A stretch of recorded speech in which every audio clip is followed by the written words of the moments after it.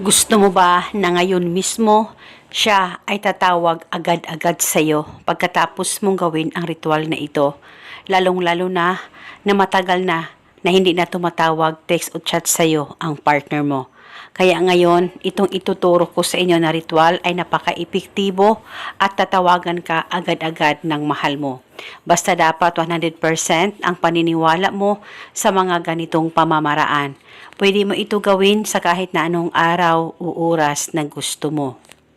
Ang gagawin mo lamang, kumuha ka ng panulat kahit anong kulay at isulat sa palad mo ang kanyang tunay na pangalan at apelyido ng isang beses.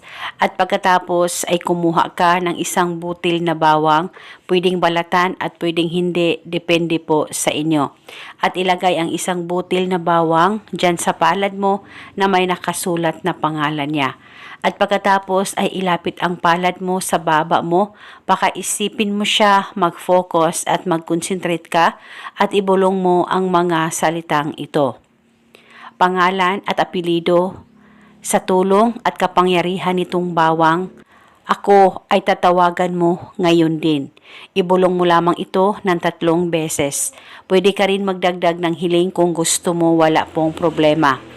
At ang bawang ay kunin mo, ilagay sa bulsa mo, dalhin ito kahit saan ka man magpunta.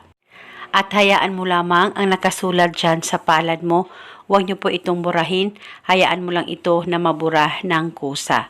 At kinabukasan, ulitin ang paggawa nitong ritual sa kahit na anong oras na gusto mo at ganon pa rin ang bawang ang gagamitin mo.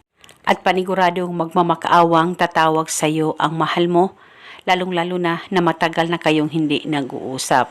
Isa itong paraan para tawagan ka agad-agad ng partner mo, basta gawin sa mabuti at hilingin ng buong puso.